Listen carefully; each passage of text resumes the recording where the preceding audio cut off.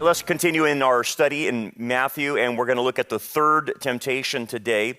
I wanted to take our time going through each of these because they're so impactful, they're so relevant, and we all have to deal with it. And one of the things I wanted to give out before we start in is the overall picture. I've given you the Jewish background and all of that. Now I want to go more into an application mode as far as you personally. And what you're seeing in this pattern with the Messiah is before he starts his ministry, he's attacked. He's attacked by Satan. He's tested by Satan. And let me just put that principle out there to everybody. Anytime you do something for God that's brand new, expect an attack. Okay? Expect that they're going to come after you, because when you say, I'm going to do something else and I'm going to go in this area, and you start expanding your ministry, you start expanding and you push back against the kingdom of darkness, you're going to get a pushback, because they're going to try to see if they can intimidate you. They're going to see if they can make you so much afraid to give you a warning shot of saying, hey, you don't like how rough life is? Then back off. Just back off and we'll let you alone.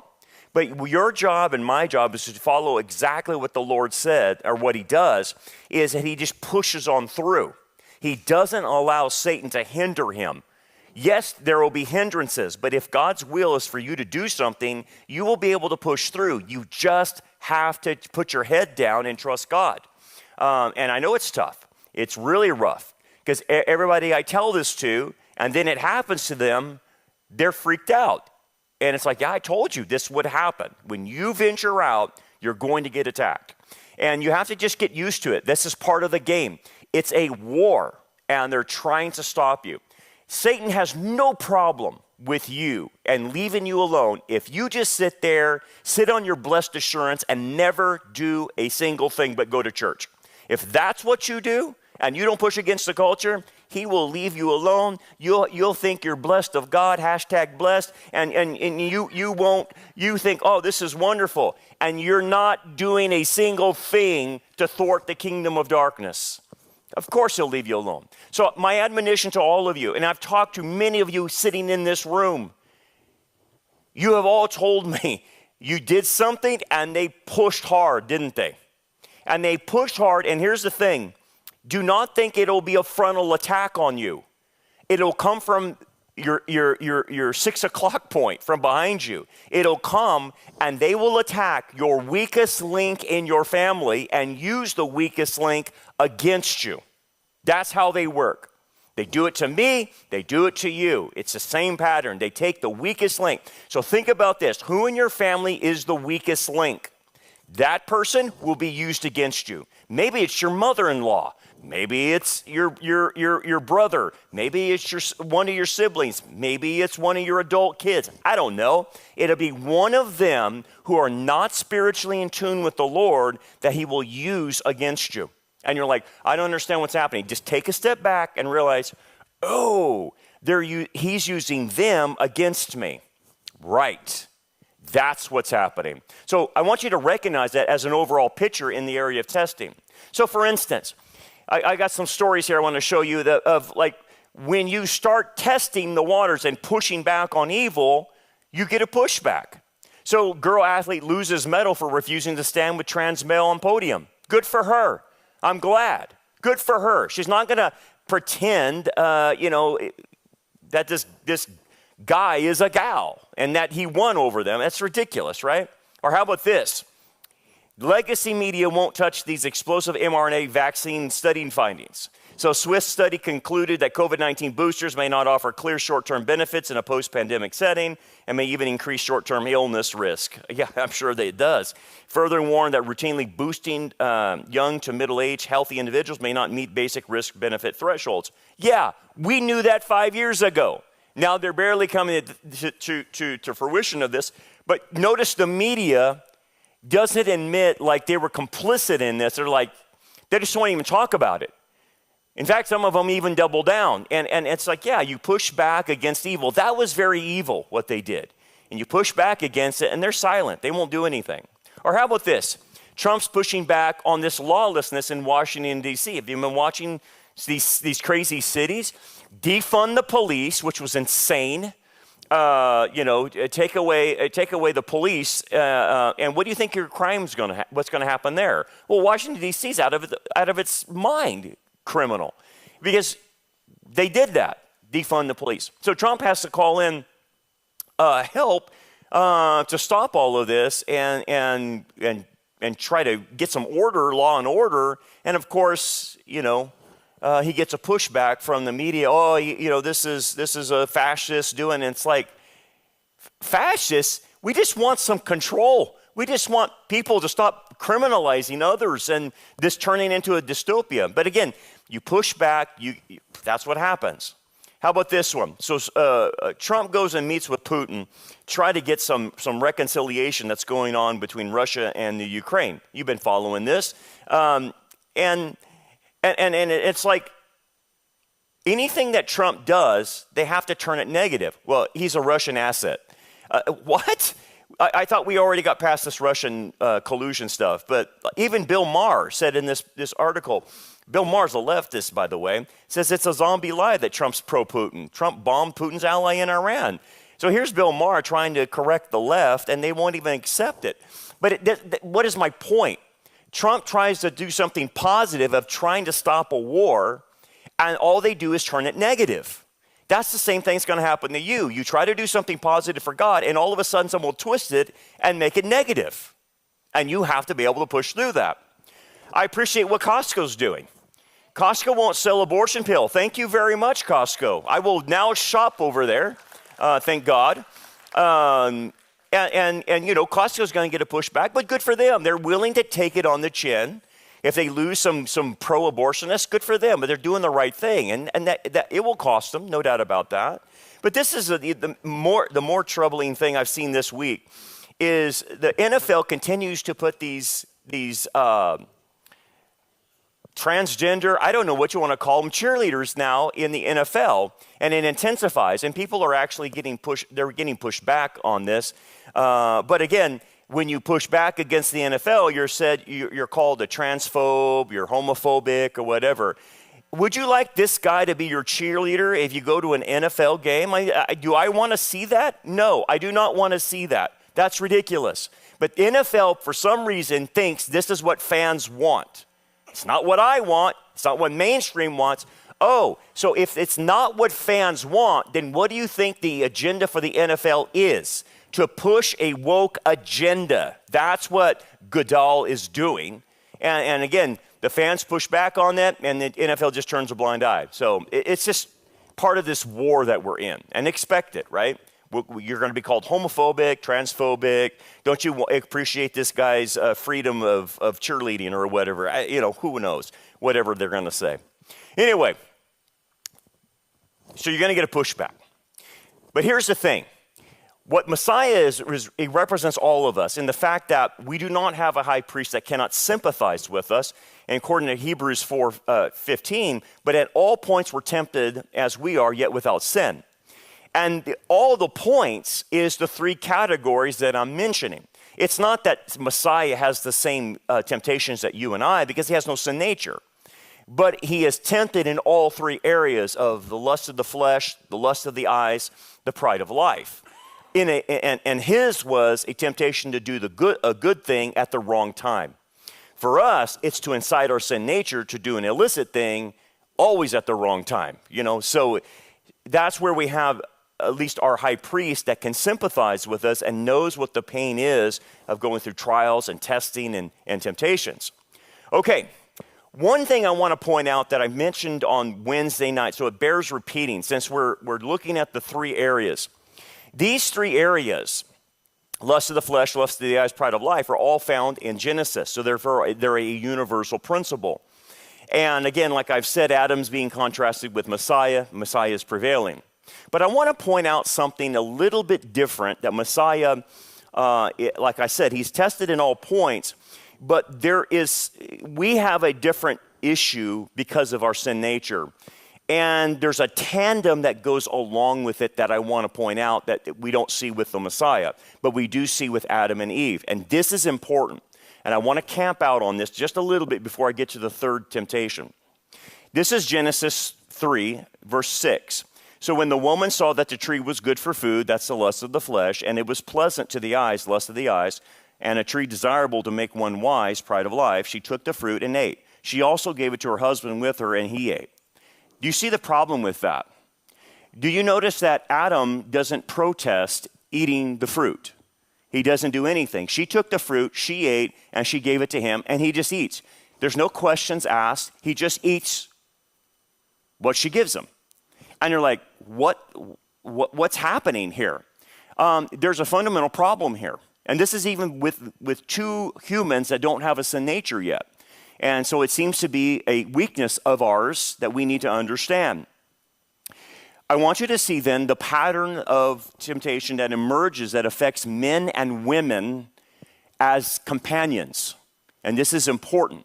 This is extremely important for any temptation. Notice, now the serpent was more cunning than any of the beasts of the field which the Lord had made. So you're dealing with, obviously, Satan, and Satan is the most intelligent creature God has ever created. And he said to the woman, wait a second, let's just stop right there. Notice who Satan went after. He did not go after and target Adam. He targets Eve. Please make a note of that. That is the pattern that starts emerging. Satan goes after the woman. Has God indeed said, you shall not eat of every tree of the garden? Doubt. And the woman said to the serpent, we may eat of the fruit of the trees of the garden, but of the fruit of the tree which is in the midst of the garden, God has said, you shall not eat it, nor shall you touch it. She added now, lest you die. Now wait a second. So he targets the woman, and Eve decides to have a dialogue with the Nakash. A dialogue, okay? Instead of punning it, like Jesus is doing, Jesus is saying, thus says the word of God. Thus says the Lord. It is written. She doesn't say that. She just starts talking and having a conversation, and in that conversation, she is now adding stuff to what God said. The idea is that God told Adam what to do, and Adam communicated that to Eve. Now, instead of punting it back to her spiritual authority, she decides to be the spiritual authority and have a dialogue with the Nakash, with Satan. Then the serpent said to the woman, you will not surely die. That's a denial of what God said. For God knows that in the day you eat of it, your eyes will be open and you will be like God, knowing good and evil. So now he goes from denial to distortion or deception. So notice doubt, denial, distortion, deception. Guys, that's the pattern you will always get. It doesn't change. Satan will make you doubt, then Satan will deny, and then he will distort reality. And have you ever been around someone that's reality is all screwed up? They're on the third stage. When they can't see things correctly, when they say men can have a baby and men can menstruate, that's a distortion of reality. And when you see someone distorting reality, understand they have went through doubt, denial, and now distortion. That's the pattern. Okay. But what I want to show you is relationally what's going on here in Genesis. Satan targets the woman first through her relationship to manipulate her emotions, because women have been given the gift of childbearing. They have been given the gift of compassion and kindness and nurturing, and they're full of emotions because they have to raise kids. That's part of the gifting that women have. But the gifting that women have is their greatest strength, but it's their greatest weakness.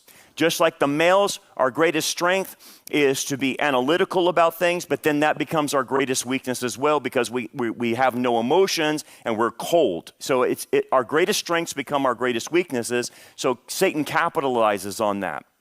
So again, watch the pattern. I'm going to go after the woman, and I'm going to use against her emotions. And I'm going to get her into a relationship with me so that she trusts me. Because women are relationally oriented. Men are not. Women are relationally oriented. That's why they choose many times the careers they choose. If you look at the pattern, women typically don't choose engineering jobs. They don't choose bricklaying jobs. They don't typically choose computer jobs. Women typically choose jobs that has a social component in them. So That social component is what Satan takes advantage of. So he goes after the woman and gets into a relationship. What do you mean by relationship? Having a dialogue with Satan means you're establishing a relationship. That's what it does. And that's what he's doing. He establishes a relationship and then is going to use her compassion and mercy and grace and kindness to create what we call toxic empathy. Toxic empathy is a major problem. It is a major problem of why we had open borders. It is a major problem of equity, inclusion, diversity. That's what that is. It's toxic empathy. It's giving compassion outside the boundaries of God. It's giving love outside the boundaries of God. Okay? And the female principle is this: I can take it all in, I can do all, and I can even bring a poisonous serpent into my house because I can take it on. And I can even dialogue. Okay? That's the danger. I can do it all and not get in trouble. Then what's the problem with Adam? Adam is reflective of the majority of males in our culture that are beta males, that refuse to step up, that refuse to take on the nakash themselves. Adam is supposed to take him on. He is supposed to prevent the nakash from coming into the garden. And yet he sits back and lets it happen and lets his wife dialogue with him. So Adam is exhibiting a pattern, a male pattern of passivity in leadership. Males want position, but they don't want to follow through on the responsibility of being the leader and all that comes with it. And so that's why he's allowing Eve to do this. Okay, let's go back to why he targets Eve. So he's going to target Eve and use her compassion and her relational aspects to get to Adam, because the target is to take down Adam, not so much her, it's him. But if the man does not possess the nurturing aspect or the relational aspect, then the nakash has nothing to work with the man, so he's not going to take the man on front up, just take him on toe to toe. He has got to come to the side with the man. And the way he's going to come to the man is through the woman, because man's weakness is women. Man's weakness is sex. Man is sight-driven. Women are not sight-driven. You can tell by the stuff, the difference. Men are pornography-driven. Women read pornography. That's the difference. They read it in books, and it's more relational in their books, and they can read it, but they're still reading pornography. Men are sight-oriented, and they will look at pornography instead of reading it. And so, in order to get to the man, he's got to use the female and her affections that will break down the man's barrier and get him to follow her into sin. That's the pattern. This is why in 1 Timothy, Paul forbids women to be pastors. I do not permit a woman to teach or to have authority over a man, but to be in silence. For Adam was formed first, then Eve. And Adam was not deceived, but the woman being deceived fell into transgression. So who's deceived in the pattern? The woman. Who's not deceived? Adam. So it makes his sin worse, but he is not deceived. He knows he's not supposed to eat it. But look what she did. She offered it to him, and he ate it. No questions asked. So this is a pattern, and I mentioned on Wednesday night, that all of us in this room need to be aware of. It's all through Scripture. So Balaam's enticement using women to take down Israel. Balaam was hired by Balak of Moab to curse Israel, but God was controlling Balaam's mouth, and Balaam could only bless. So what Balaam came up with is a strategy. Use the Moabite women to seduce the Israeli men, and then they will trespass, and then God will be forced to curse them because of their trespass. So again, Numbers 31:6. Look, these women caused the children of Israel through their counsel of Balaam to trespass against the Lord in the incident of Peor. The people began to commit harlotry with the women of Moab. They invited the people to their sacrifices of their gods, and the people ate and bowed down to their gods. So Israel was joined to Baal Peor, and the anger of the Lord was aroused against them. Notice what the women caused. seducing them, getting the Israeli men to make sacrifices to false gods. That's the pattern.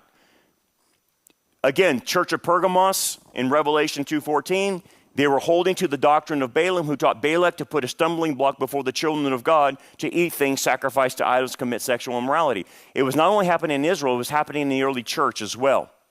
Same pattern. So it doesn't change. Samson, greatest example of this. Then he said to him, how can you say I love you? This is Delilah.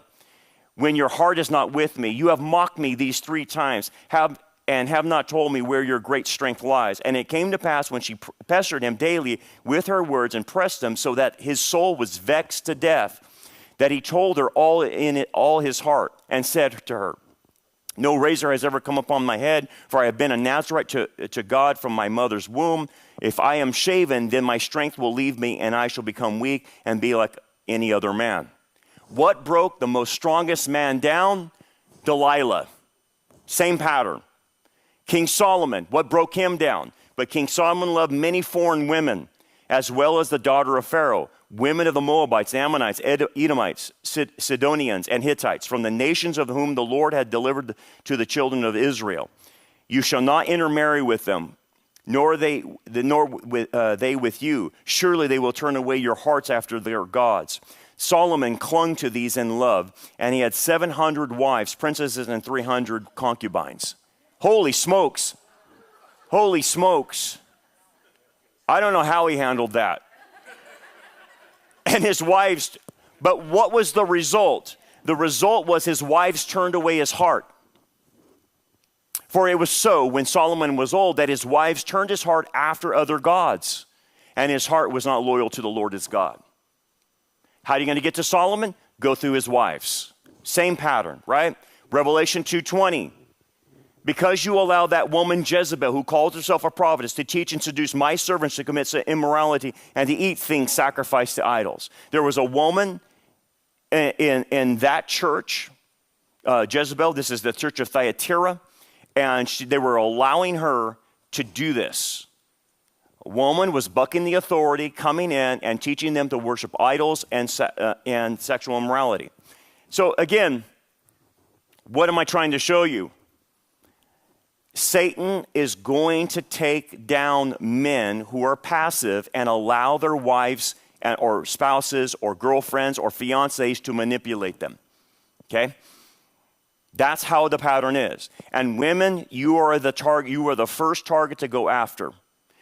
And if he gets to talk to you and you start a relationship with him, so to speak, then he will use you against the male in your life. That's how the pattern works. And I'm going to tell you guys this.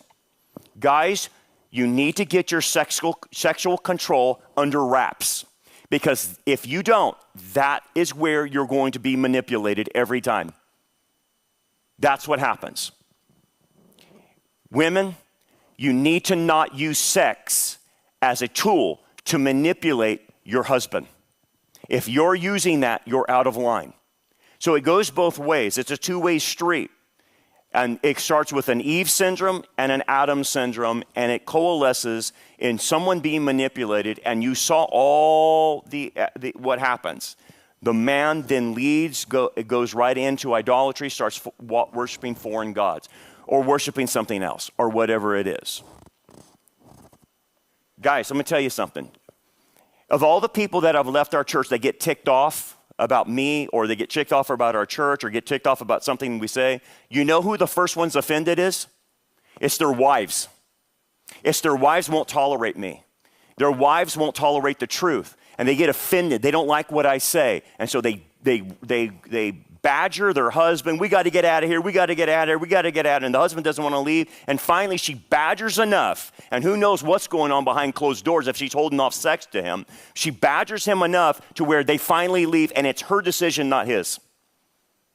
And I'm not saying they're going into idolatry, but he never intended to leave, but she doesn't like what we're saying. That's what happens. Dude, I've been doing this for 20-something years. That's the pattern. It's never the guy that gets ticked off. That's very rare that a guy gets ticked off. It's usually the woman that gets ticked off. Every time. Almost every time. So now let's go to to the third temptation. Again, review. Now the tempter came to him and said, if you are the Son of God, command these stones to turn to bread. We talked about that. That was dealing with the lust of the flesh, the desire to take something out of line that doesn't belong to you and satisfy your body. And he answered, said, it is written, man shall not live by bread alone, but every word that proceeds from the mouth of God. So the answer to lust of the flesh is make spirituality the priority over the physical. We've talked about that. That's called the temptation to the lust of the flesh. The second one we looked at is the devil took him up to the holy city, set him on a pinnacle of the temple, and said to him, if you are the Son of God, again, attacking his identity, questioning his identity, throw yourself down, for it is written, you shall give his angels charge over you, and in their hands they shall bear you up, lest you dash your foot against a stone. Again, Satan misquoting Psalm 91, taking a verse out, making it appear or sound like you can throw yourself off anything and be Superman and God will rescue you. And again, where were we at? We're on the top of the pinnacle, and just like we saw, Jewish tradition had it that Messiah would come and appear on the top of the temple and then present himself as that. And so Satan brings that temptation in line with Jewish tradition. But again, this is bypassing the cross.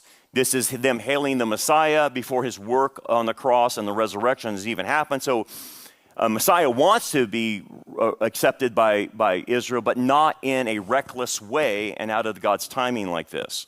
So that's called the pride of life. Jesus responds, it is written, you shall not tempt the Lord your God.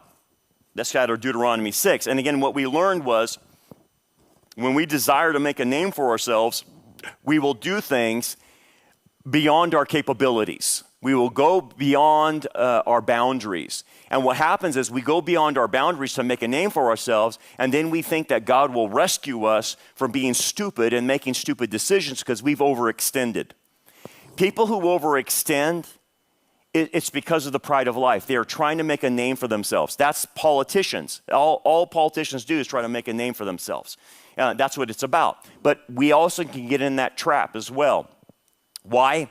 Because when people presume upon God, they don't realize that they're trying to manipulate God, but it's disguised as faith. So people will try to attempt things for God without being called of God. You have to be called of God. If you're not called of God, do not attempt something that you're not called to do. But people will attempt something, and they say, well, it's for a good cause, and then they get out there and they can't make it. Now, let me give you an example of what I'm talking about. The pride of life can even affect people, pastors as well. So here's a stat I'll show you. When I started Rock Harbor, I knew the stats. I knew that 80% of the churches that start in their first year will fail. And then if you survive your first year, you have an 80% chance of not making it past year 5. So the stats are horrible, horrible. Why are they so horrible? If these people are so called of God, why didn't they get it off the ground? It's that very reason. They weren't called. They weren't called to do something. They took it upon themselves. They bit more off than they can chew. They don't know their own limitations. They have a grandiose idea of their skills and talents, and they go out there and they fail. And it's not because God didn't bless them. He just didn't call them. So that's why the stats are so high on church planting failures, because they're not called of God, as an example. But presumption then creates an impossible situation for self-glory and demands that God prove himself by rescuing us. Well, God has no obligations to rescue us from doing something stupid or overextending ourselves. Recklessness or taking too much for self-glory is not courage, it's not martyrdom, it's idolatry wrapped in a spiritual language. It's the idolatry of self. That's what it's about. And faith trusts God revealed promises within the bounds of his will. This is important. Anything you attempt to do must be within the will of God. What Satan tried to do is get Jesus to jump himself off the temple out of the will of God.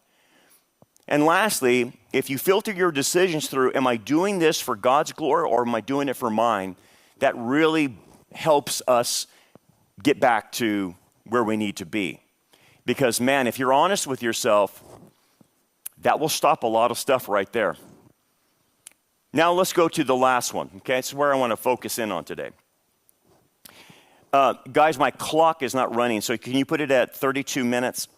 Again, the devil took him up on an exceedingly high mountain and showed him all the kingdoms of the world and their glory, okay?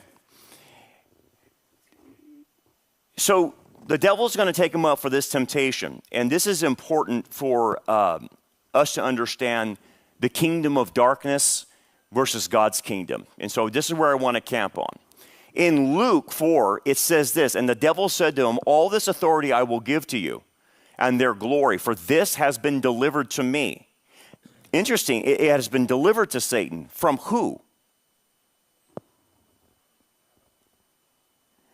The Greek word, paradidomi, carries the idea of handed over into one's power or custody to manage. And I will give it to whomever I wish. This is not an empty lie that Satan is giving. He does have authority over this world. It was delivered to him, and he can give it to whomever he wishes. Okay? How did he get it? Because I've heard commentators say this, and again, you got to be careful who you're listening on the YouTube, because a lot of times they don't understand the background of this. They don't understand the fall and what happened to Adam and Eve. Well, here's how the spiritual realm works. You and I, before we came to Christ, were under Satan's authority, whether we knew it or not. And it doesn't matter if you knew it or not. Because the principle, as you can see in Romans 6:16, says this, do you not know that to whom you present yourselves slaves to obey, you are that one slave whom you obey? If you sin, when we sinned, when we were unsaved, guess who we were a slave of? Satan. You were under his authority. So when Adam and Eve, which I just showed you, fell and decided to listen to what the Nakash was saying, Adam's authority to rule over the nations as our first king was usurped by Satan, and because he decided to sin, he becomes under Satan's authority as far as the world system is concerned. It is now removed from Adam. Humankind will now sin, and their sin now puts them under Satan's authority. Satan then takes authority over the cosmos, over the world system, and he takes it from Adam. It was delivered from Adam to him when Adam decided to sin. And so that's how it was transferred to Satan. So Adam's disobedience to Satan, Adam's obedience to Satan placed him under Satan's authority and gave Satan the legal right to our domain. That's what happened. And so it was transferred. This is why in the Gospels, Satan is called the ruler of this world 3 times in John. He's called in 2 Corinthians the god of this age. He's called in Ephesians the prince of the power of the air. And in 1 John 5, the whole world lies under the sway of the wicked one. Yeah. Satan has this power. He has this authority, and he usurped it.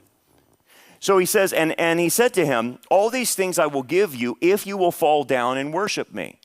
Now, what sets Jesus apart from us? He is sinless.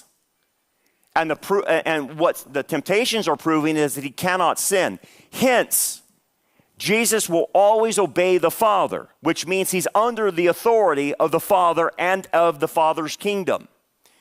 If he could get Jesus to sin, it would place the Messiah under Satan's authority.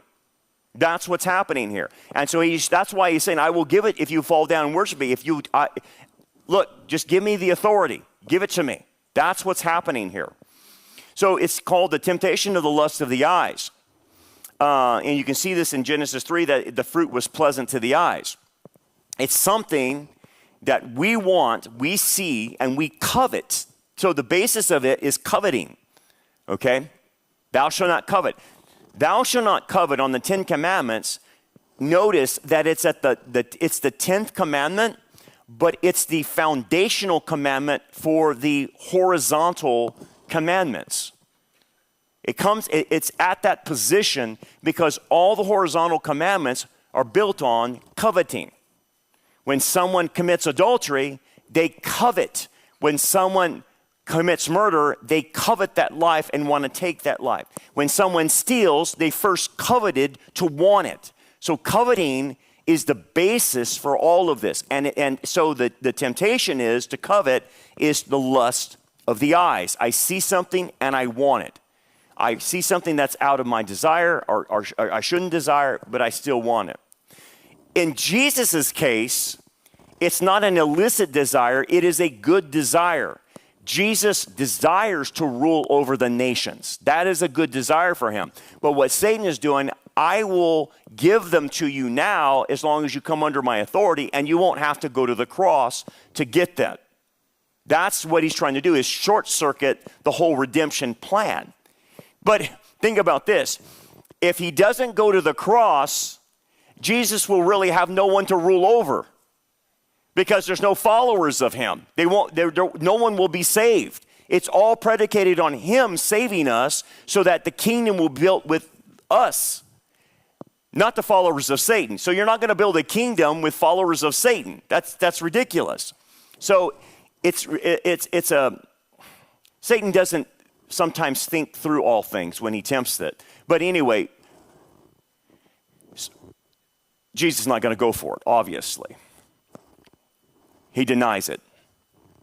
But my point is, going forward, this offer will come again.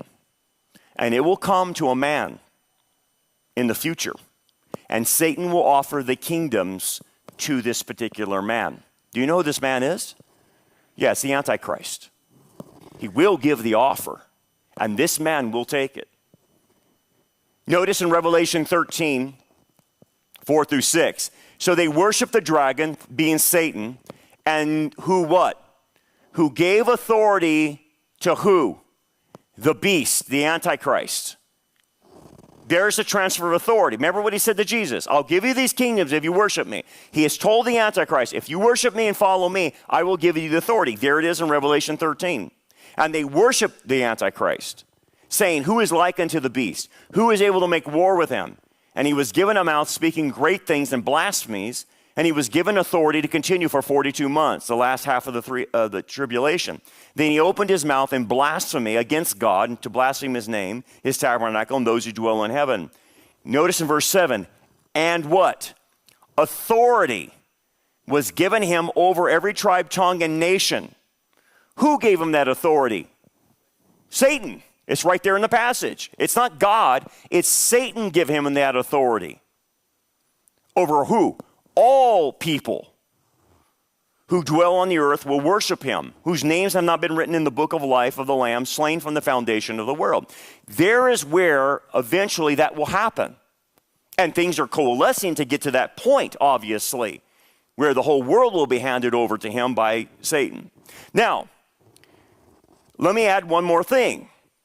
So, Satan is trying to get Jesus not to go to the cross, to die at the wrong time, or to not die at all, because he knows if he dies and he's sinless and he's obedient to the Father and resurrects, which is predicted, then this second Adam can take back control and have the authority over the nations once again. And he doesn't want that. See, the cross is more than our redemption. It is a cosmic thing that happens. And the big ticket item here is this is how Christ gets back our kingdom that was lost by Adam. And I saw on the right hand of him who sat on the throne a scroll written inside and on the back, sealed with 7 seals. Now, the scroll is the title deed to authority over the earth. It is Christ, what he did through the death and resurrection that got it back. The scroll is given over The title deed to earth is given over by God the Father because this one has been obedient. But notice that the scroll contains 7 seals. 7 seals of judgment, which will open up the 7 trumpets, then we'll open up the 7 vials. Why? Because Messiah's job, in order to take back the planet, he has to purge the planet of the kingdom of darkness. And he will do so through the 21 judgments of the book of Revelation. He will purge the Antichrist, purge the false prophet, purge all rebellion whatsoever, and then he will start the kingdom of light with his followers, as now he has the authority. So Messiah has not only the authority to take back the kingdom, but to purge the rebels out of it, including Satan and his dominion. That's what this represents. So then I saw a strong angel proclaiming with a loud voice, "Who is worthy to open the scroll and to loose its seals?" And no one in heaven, on earth, or under the earth were able to open its scroll or look at it. So I wept much because no one was found worthy to open it and read the scroll or to look at it. Why was no one found worthy? Because no human being was completely obedient to God the Father. And the minute a human being becomes disobedient, they come under the authority of Satan. But yet Christ was sinless and he never came under the authority of Satan. This test proves it. Therefore it says, "But one of the elders said to me," elders of the church, "Do not weep. Behold, the Lion of the tribe of Judah, the root of David, has prevailed to open the scroll and to loose its 7 seals." There is one that was obedient to God the Father. And that is the one who is worthy to take back the kingdom and expel Satan and the dominion of darkness. That's what's happening here. So,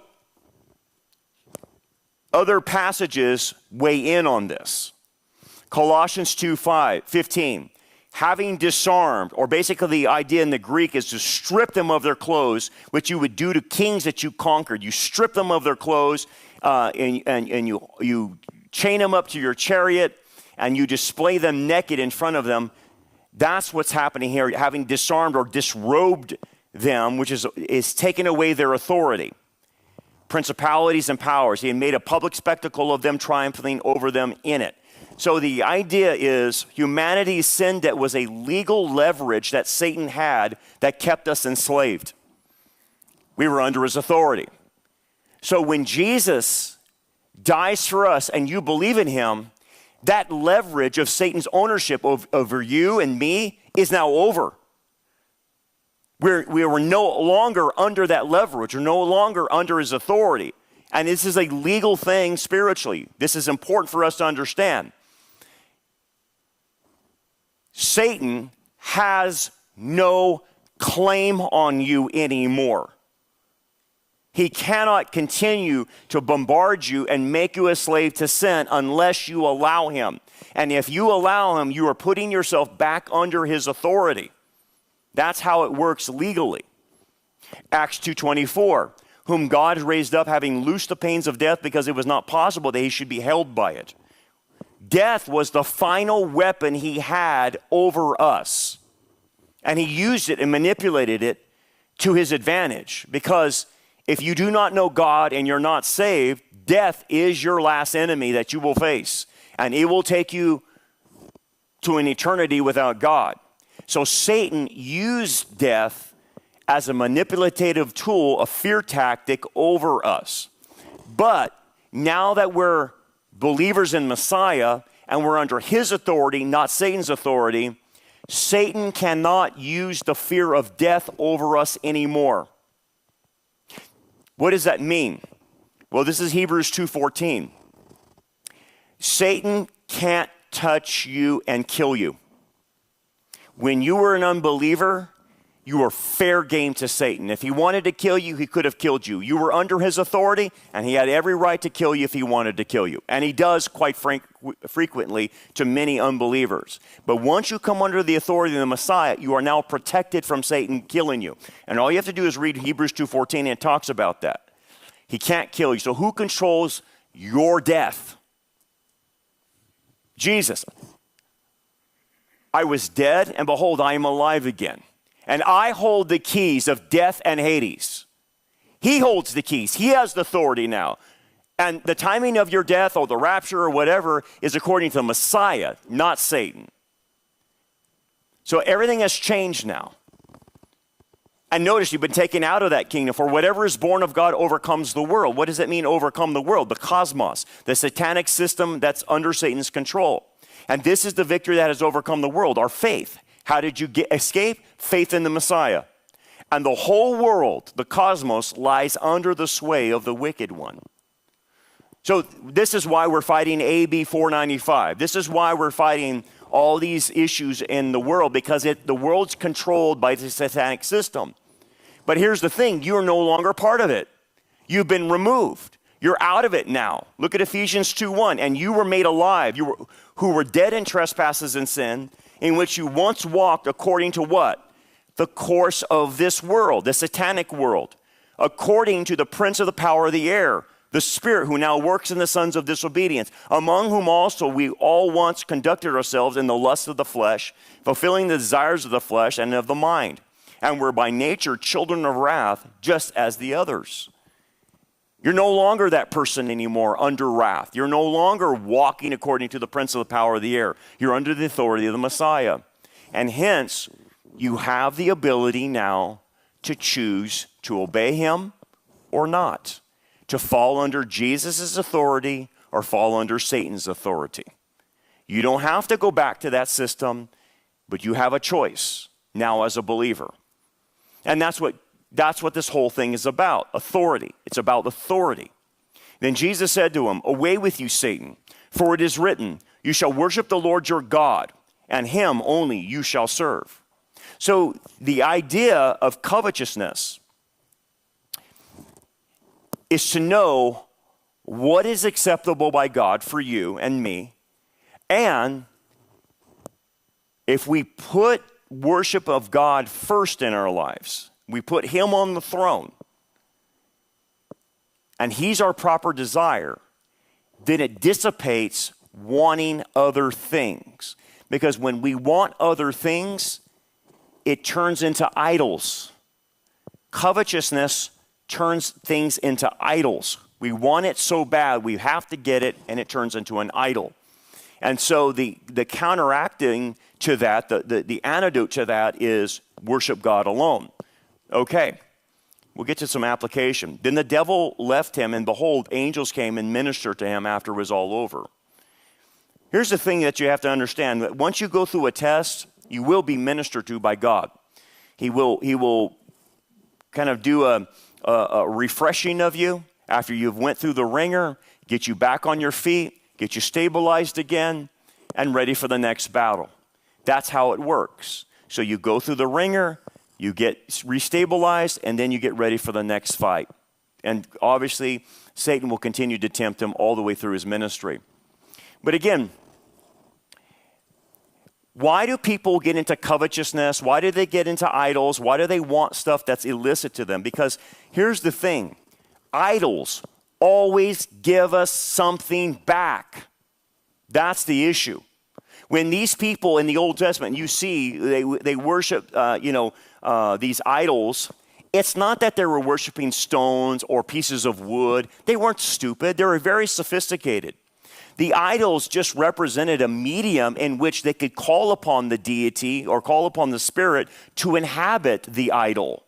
They knew there was nothing in the piece of wood or in the stone. They knew that. But what that stone represented was, that's where the deity I worship can inhabit.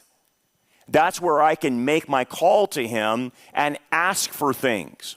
And by the way, there was always an exchange. You make sacrifices to these false gods, and these false gods were demons or fallen angels, and they did give you back something if you worshiped them. That's why people kept themselves in the game. That's why idolatry was so addictive, because they got stuff from this. And that's why idolatry is so addictive to us. It gives us something. It gives us identity. It gives us status. It gives us beauty, wealth, pleasure, false security, human approval, whatever it gives. And that's the thing we have to cut ourselves off with. It is a false identity. It is a false approval. It's a false status when we have things and we want things. And that's how you combat that. I appreciate Hulk Hogan getting saved and getting baptized before he died. He just died recently, right? 71, I think he was. But you think about Hulk Hogan's storied past. He went through the ringer, man. Probably faced all three areas of temptation, especially with his fame, his money. And at the end, the Hulk makes the right decision, right? He didn't get overcome by the lust of the flesh, the lust of the eyes, the pride of life. And he had it all, by the way. But at the end, he gets saved, he gets baptized, and loved Jesus before he went and passed on. I appreciate that. What I don't appreciate is what's going on in Christianity. Christianity is doing a deal with the devil. Christianity is getting something back in return. This is why you're seeing so many churches give way to the social gospel, give way to cultural Marxism. Why? Because the idol of Marxism is giving them something back. What does it give them? Cultural clout with leftists. They're so-called enlightened Christians. It allows them to reframe the gospel as social activism rather than getting saved. And it ties them to the globalist money, such as Soros and Rady. This is why so many churches are selling out. This is why so many churches are on the left, is because they're getting something. You know why so many churches don't push the closed border? Do you know why? Because many of them are taking money to harbor illegal aliens. Did you know that? It's a big thing. They get big money for that. They get paid to bring them in, to house them. They get paid to teach them English. They get paid to teach them how to drive. Open societies. George Soros Foundation pays them very well. Sometimes the federal government pays them. Catholic Charities is behind that. But there's Protestants involved in this as well. And it's a big money-making scheme that the churches are doing here in America by bringing illegal aliens. So the churches are actually undermining us here. That's the problem when you have the idol of money, right? Let me finish on this story. This is an outhouse in Washington State. It's on one of their trails, apparently. And people's phones have become an idol, I think, especially our younger generation. They're always on it. I mean, it's get off the phone. Let's have a conversation. But they're always on their phone, and it's become an idol. So this lady decides to use an outhouse on one of the trails in Washington. And I don't know why anyone does this. I recommend you not doing it. Please do not use your phone when you're going to the bathroom. I've walked in so many bathrooms and there's people on their phone and I'm like, that's gross. That's gross. And I don't understand people not washing their hands when they leave the bathroom. I don't get that either, but this is disgusting. So anyway, this lady is using the outhouse, using her phone at the same time, and the phone drops into the hole. This lady is so addicted to her phone, I'm walking away. I ain't touching that thing. That's it. But she goes down and tries to go fishing for it in the hole. She can't reach it. She sees it. It's gross, right? She sees it. She can't reach it. So you know what she does? She gets the leash off of her dog and then starts fishing down in there with the dog's leash to get the phone out. It's pretty gross. She can't get it. And she's leaning in and leaning in and leaning in. And then finally she says, I can't reach it with the leash. So she decides to put herself down in the hole and hold her legs braced up like that. And while she's doing that, the whole compartment breaks. The platform breaks and she goes down into the hole. It took 2 fire engines to get her out of there. And when they found her, she was hanging onto her phone. They recommended for her to go to the hospital and get checked out because that's pretty gross. But she was so embarrassed, she just went home. But she had her phone in her hand. I can't get a better picture of idolatry.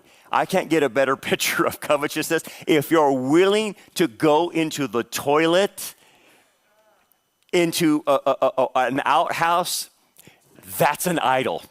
I'm sorry. I would have left it there. But what's the point?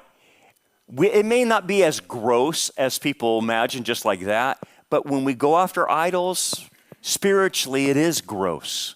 You're going after creatures that hate you and they're disgusting and want to destroy you. The answer to the lust of the eyes is to covet God, is to desire Him, is to want Him. And that relieves the lust of the eyes. Let's pray. Father, thank you, Lord, for what we can learn from these temptations. Obviously, we're facing them ourselves all the time, but thank you for giving us the remedy to them. Lord, this whole thing, man, there's things all around us that cause us to covet. And help us to be like Christ, Father, to put you first, to put you number one in our lives, to seek you and nothing else, and everything will be added to us, as you say and promise. And I pray if there's anyone here that you would that hasn't come to faith in Messiah, today would be the day of their salvation, where they would understand they need to believe in Jesus, who died on the cross for their sins, was buried and rose on the third day to give everlasting life to anyone who believes. We pray now in Jesus' name. Amen. Hey everybody, I need your help, and I need your help in 3 different areas. First of all, I need your help on our channel. Our channel is working against an algorithm, and so we need you to like, subscribe, and hit the bell. And if you'll do that, that helps us get the message out to many people. It outdoes the algorithm that's working against us. So if you'll do those things, real simple, like, subscribe, hit the bell. It'll get our message out to as many people as possible. The second thing you could do to help us out is prayer. We get a lot of pushback online from not only human beings, but from the demonic realm as well. And so we need prayer. And so if you can pray for our ministry, that would greatly help us out. And third, it takes a lot of financial resources to put these programs on. And so we do a lot of filming, with a lot of editing, a lot of going on location. In fact, sometimes we film in Israel, and we film in Turkey and different places like that. And so it takes a lot of money to do these special programs that we put together. And so we need finances. And so if the Lord puts it on your heart to help us, that would be greatly appreciated by us in our ministry. So those are the 3 ways you can help us. Pray to the Lord how you could do that. Real easy. Like, subscribe, hit the bell, pray, and financially support us. God bless you. Thank you so much.